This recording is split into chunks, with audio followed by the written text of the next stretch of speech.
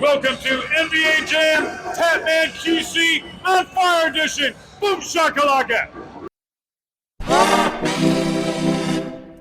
Happy little games.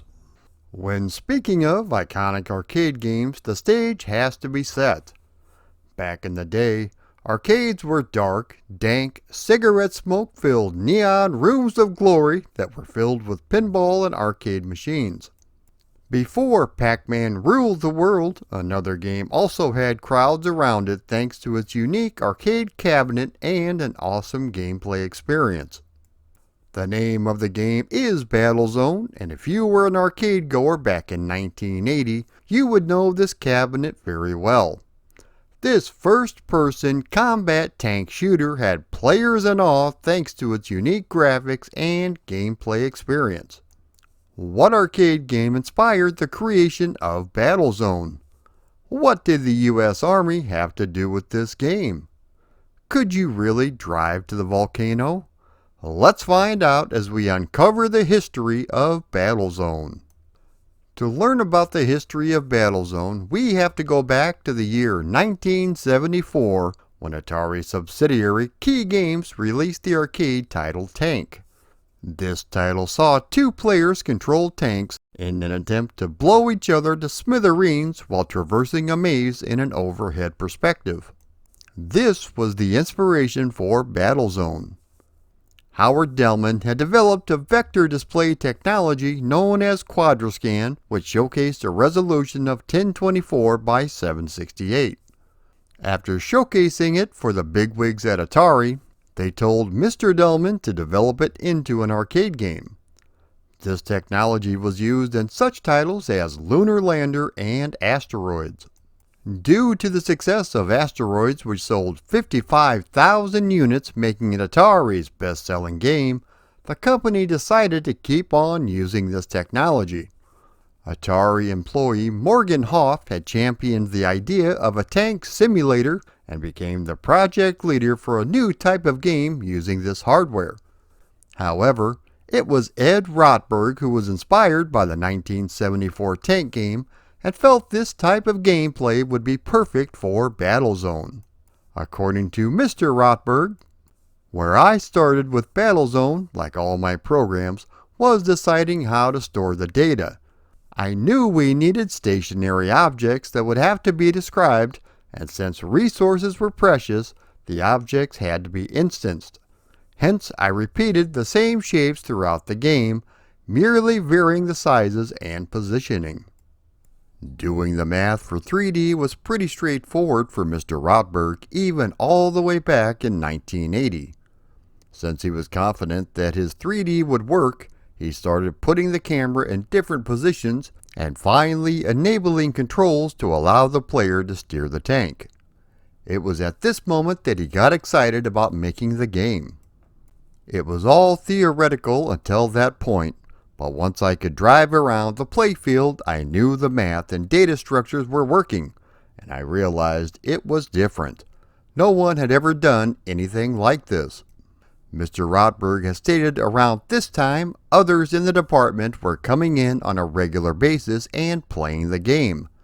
Employees were constantly coming by to test out the machine, and he would routinely have to kick them off in order to continue development. Usually, when this happens, it means they've got a hit on their hands. Mr. Rotberg was limited by the number of vectors he could draw on screen at once, which would explain the sparse, barren landscape.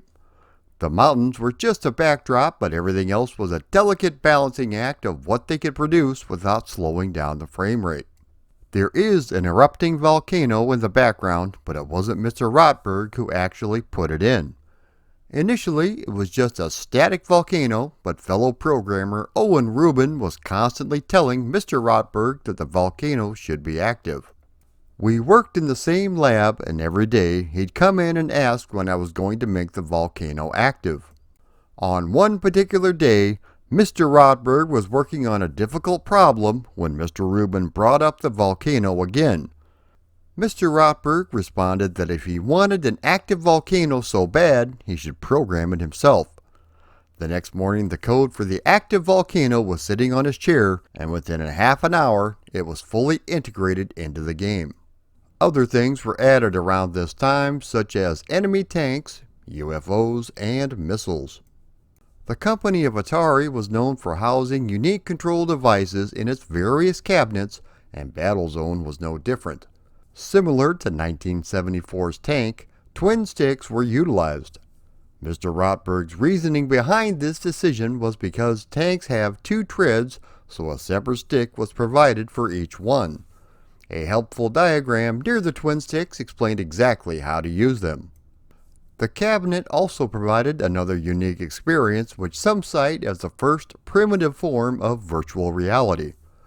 The full-size cabinet includes a periscope viewfinder which sees you having to press your face against it in order to play the game. This restricted the player's view, which makes it seem like a real periscope, inducing the sense of immersion. It actually felt like you were inside of a tank.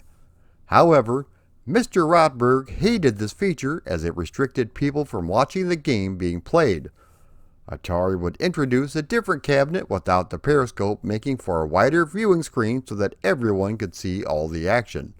If people can't see what type of game is being played, they are less likely to try it out themselves. Battlezone was a certified hit with over 15,000 units being sold, including both the standard upright version and a cabaret version.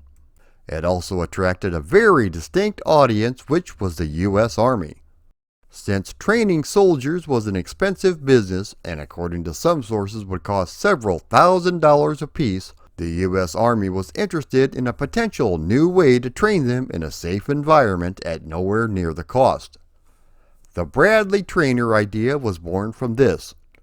That's the fact, Jack! That's the fact, Jack! A think tank of retired Army officers approached Atari asking them if they could adapt the Battlezone code, making it suitable to train new recruits. Ed Rotberg was against the idea from the very beginning. He was a pacifist and did not want Atari to end up as a contractor for the U.S. military.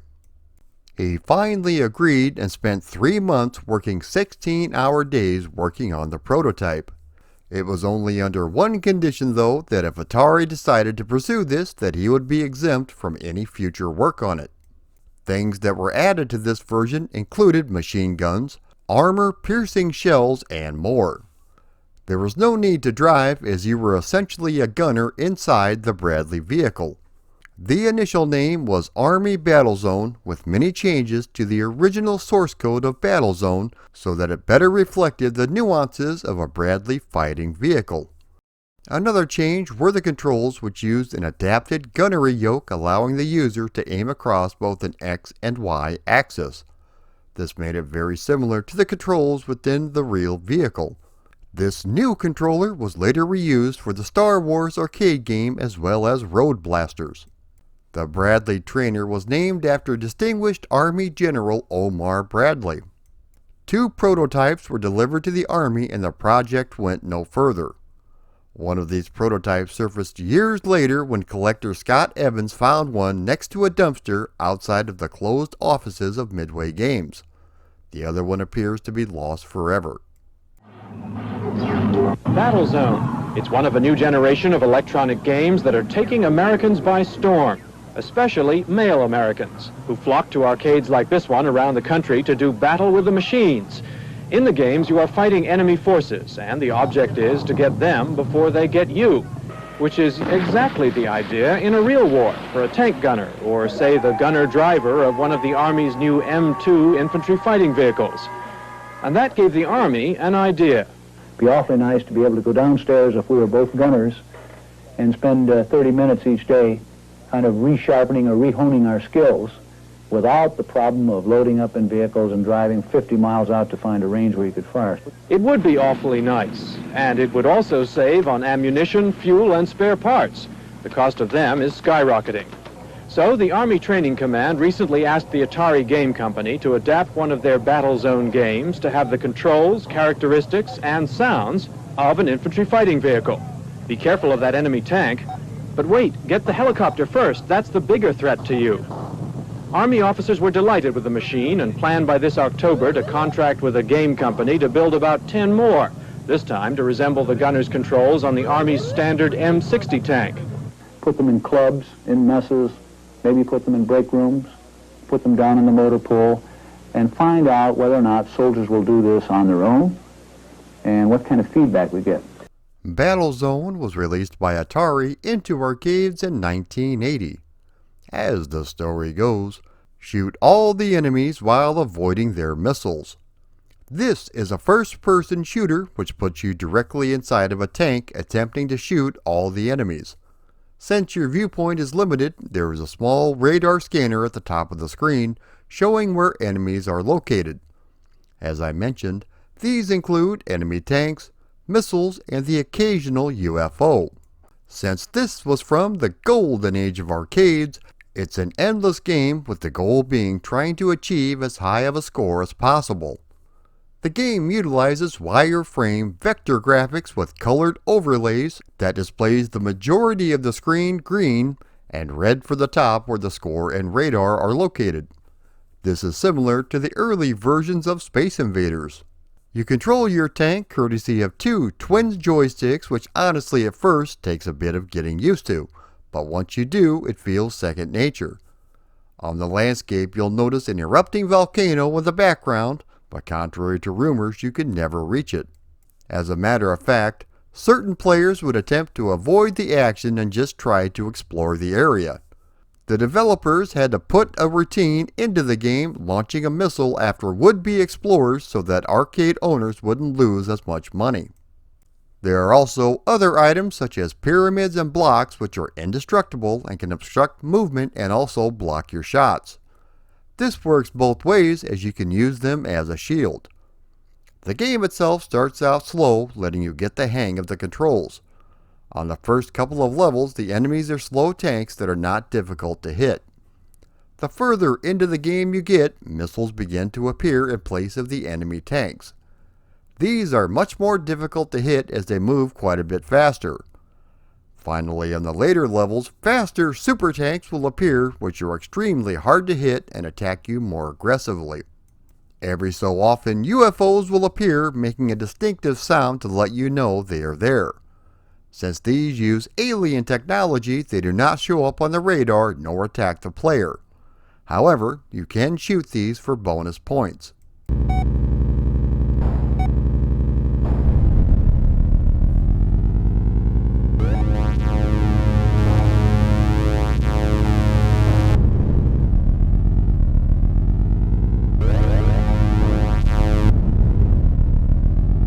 This is another arcade game that needs the actual cabinet to fully appreciate.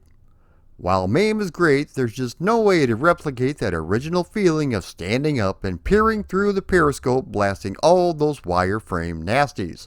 While younger players had difficulty with not being tall enough, this was rectified when they removed the periscope and released what is now known as the full-face version. Another reason the periscope was dropped was because it was extremely expensive to produce. Battlezone would prove to be very influential when it came to young video game developers, as we saw such titles as Robot Tank for the Atari 2600 and also Stellar 7, which I personally loved growing up. After these messages, we'll be right back.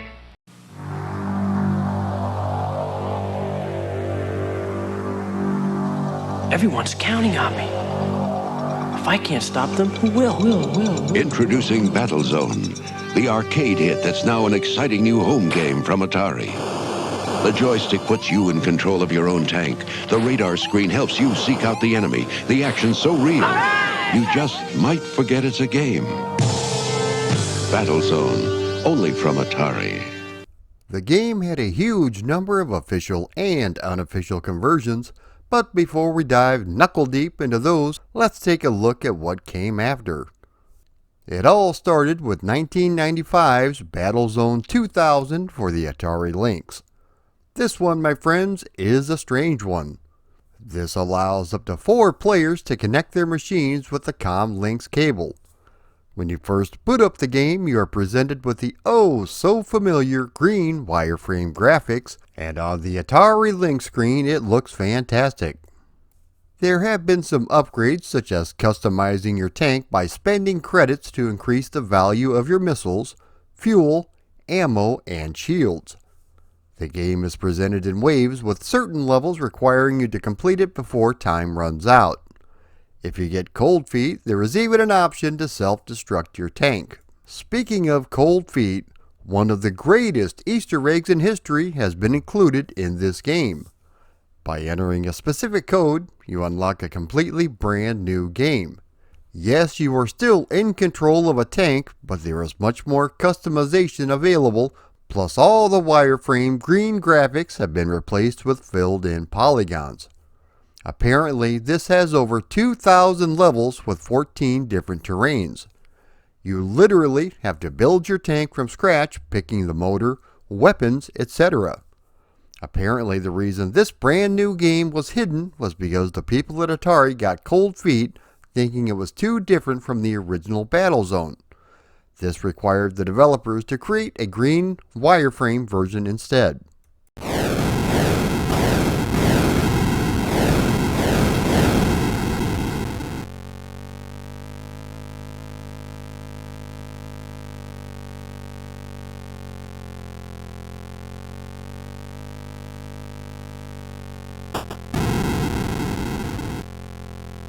Activision released Battlezone in 1998, but it bears very little resemblance to the original arcade game.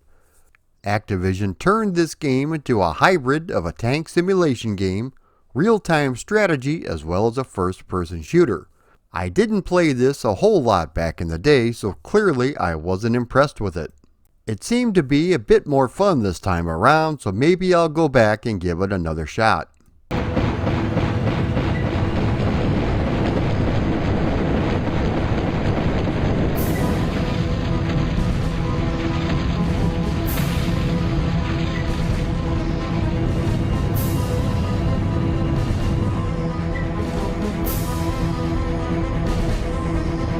The game was also replicated on Microsoft Arcade for Windows 3.1 and Windows 95.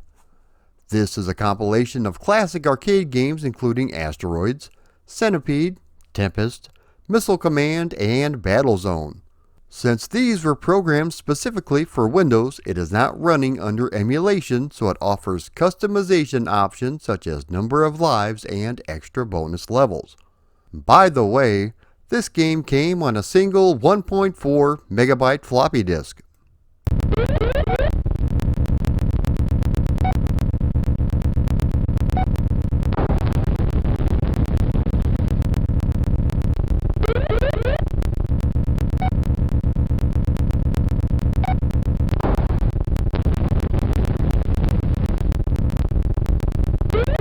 In the late 2000s, a new updated version was released for the PSP, simply titled Battlezone. This game features filled 3D polygons with some amazing visual effects. The core gameplay remains the same, but this time you have 3 different tanks, weapons, and various upgrades for your vehicle, such as increasing your top speed, regenerate health, etc. You unlock these other items by placing first in the single-player tournament mode provided. A number of game modes were also included, such as Deathmatch, Team Deathmatch, Capture the Flag, and more. The game supports up to 4 players, but if you don't have anyone to play with, you can simply fill up the empty slots with bots. This is a fun little update to the original, but it is a bit on the short side.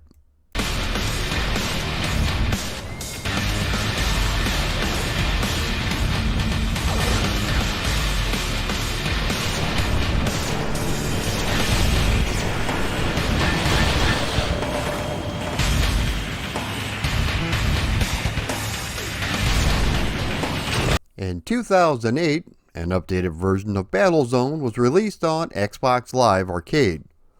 This game features 2 modes of play, the classic version which is unchanged from the original but there are achievements and leaderboards added. Then we have the evolved version which is an update of the original arcade game but adding things such as Deathmatch, team deathmatch, and capture the flag. It also features high-definition graphics so everything looks silky smooth, as well as Dolby 5.1 audio. At the time, it did offer Xbox Live support so you could play against up to 4 people. I spent a lot of time playing this version with my friends and had a lot of fun doing so. However, it's no longer available on the Xbox Live store.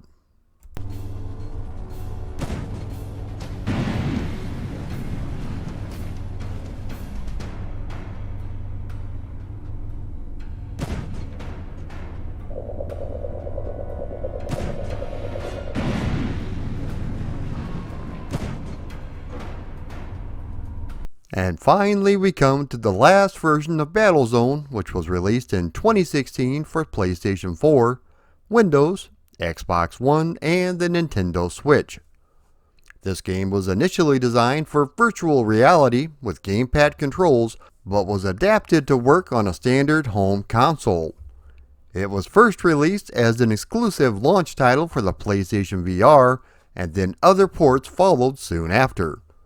The game features a number of upgrades over the original, including a campaign mode for up to 4 players which can be played online.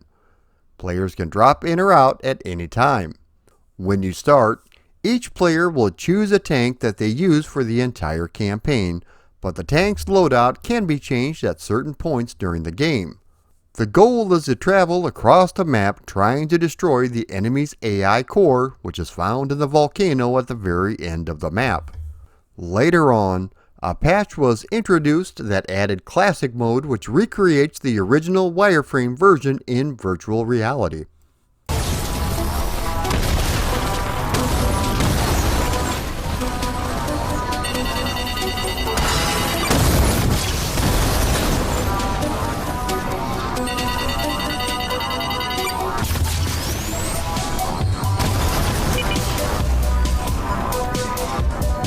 And now on to the conversions. Before we start, I wanted to mention a fantastic homebrew for a home console that would have been so cool to play back in the day. Strata Zone is an excellent port to the machine I always wanted to own as a kid, which was the Vectrix. This replicates the original arcade game, and from what I've seen, it's a whole lot of fun to play. There is even an option to hook up 2 Atari joysticks in an attempt to replicate the original arcade feel.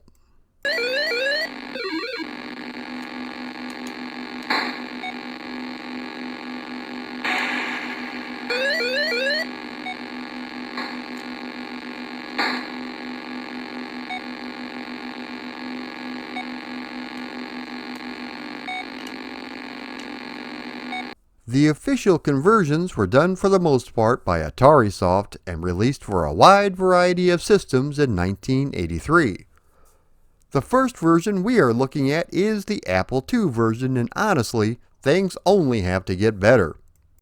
I will give the game props for using the wireframe graphics, but everything runs extremely slow. So slow in fact that I could make a hero sandwich in between the frames. There is no music, so most of the time the audio is as quiet as one of my wife's queefs in the middle of church. What little sound effects we get involves the standard bloops and bleeps one would expect from the Apple II. It plays okay, but with the speed so slow it ruins the overall gaming experience.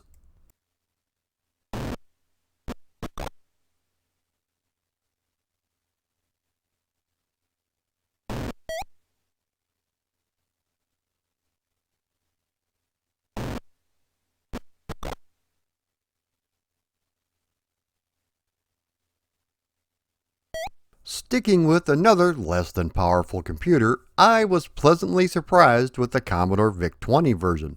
The Vic 20 doesn't get a whole lot of love on this channel, but it was my first computer and I have fond memories of playing a lot of the Scott Adams adventure games as well as Omega Race. The wireframe graphics have been represented nicely, but the animation isn't very smooth.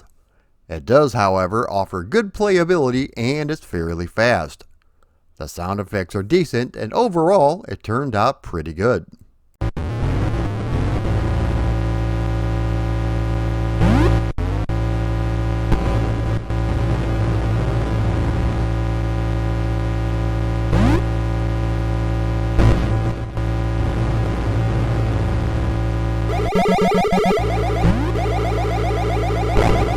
The good old Commodore 64 version is a bit similar to the VIC-20 port, although it runs a bit smoother and a bit faster. The sound effects have been upgraded over the VIC version, but only slightly, and it definitely does not put the SID chip through its paces.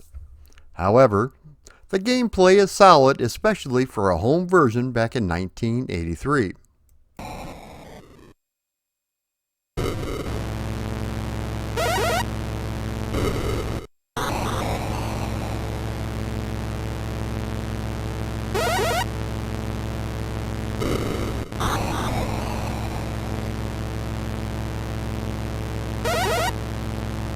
Perhaps the version most people were familiar with is the Atari 2600 port. This one ditches the wireframe models, which, due to the system's limitations, is understandable. This time around, the viewpoint sees you sitting almost behind the tank instead of actually in it. The gameplay is solid with fast action and some pretty slick animation. The sound effects are typical Atari 2600 fare, but for the most part, they aren't too bad.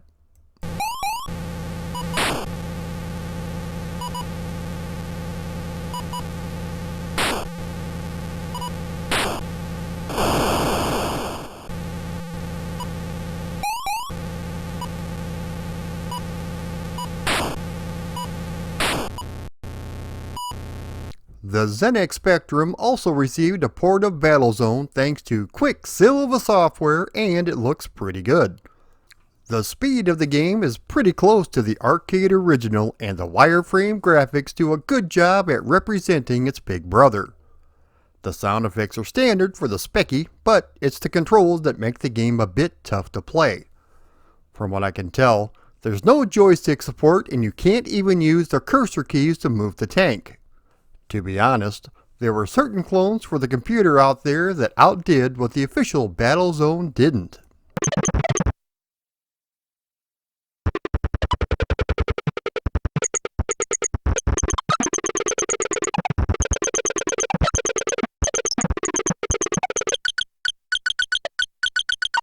One version that never saw the light of day but was reportedly 95% complete is the Atari 5200 version. Atari canceled this project at the last minute, but thankfully a ROM was leaked for all of us to enjoy. This prototype attempts the wireframe graphics found in the arcade version, but is too much to handle as the scaling and scrolling is not very smooth. Everything has that choppy feel to it, which is never a good thing. One thing you'll notice is the filled-in mountain range in the background, which I would assume is to improve the speed on this version. The collision detection is also a problem, with bullets sometimes going right through the enemy at various points. There are also other little graphical glitches here and there, which could have been ironed out before the game was released. This version even offers the ability of using two joysticks to simulate the arcade controls.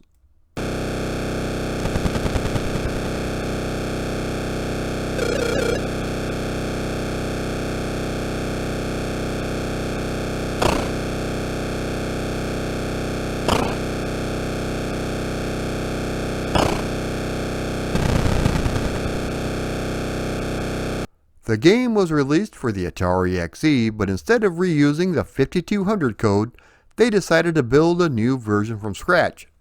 This may be one of the worst conversions for a home console that attempted to replicate the vector-style graphics. While they look pretty good, everything runs quite a bit slower than the arcade game. Also, the graphics can get pixelated when you are up close and personal with an enemy or other objects. The playability is not very good, with loosey-goosey controls making it very difficult to take out the other tanks.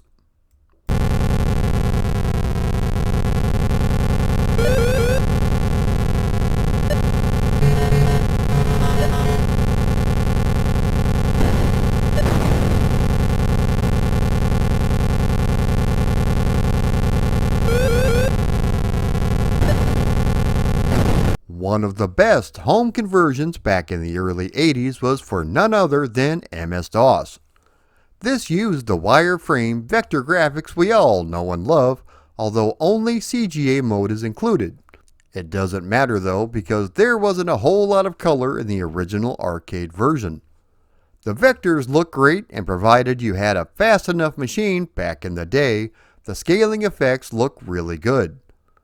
The gameplay is nice and fast, and it actually feels like the arcade, although you only have one joystick. The sound effects are pure MS-DOS speaker, which means we get to experience a whole lot of queef lovin'. Once again, I was really surprised at how good this version turned out.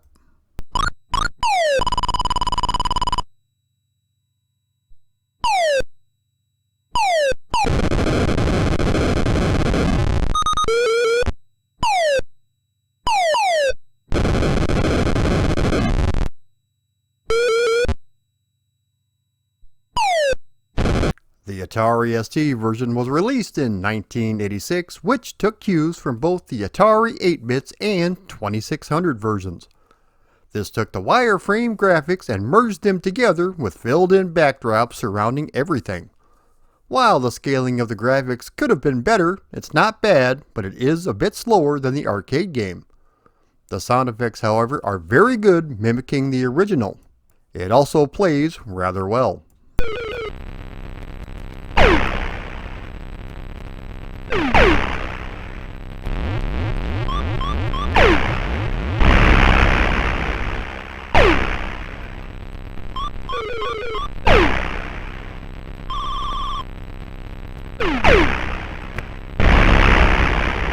The game would be released as part of a 2-pack along with Super Breakout for the original Game Boy. The game turned out rather well with the familiar vector graphics and sound effects. The scaling of the objects is fairly smooth and it plays really good. The sound effects are very similar to the original arcade game, so there is no complaints there. It does offer Super Game Boy support, which is a nice feature. However, when playing this on emulation, there's a bad amount of flicker which is not found in the original cartridge.